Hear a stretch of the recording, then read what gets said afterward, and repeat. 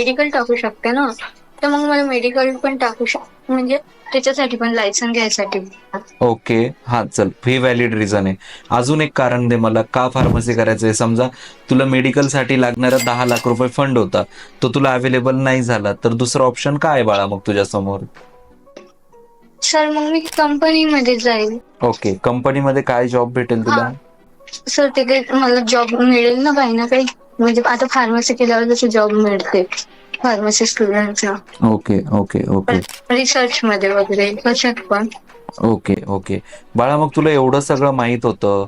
मग तू इंजिनिअरिंगला प्रोव्हिजनलला ॲडमिशन का घेतलं त्यावेळेस?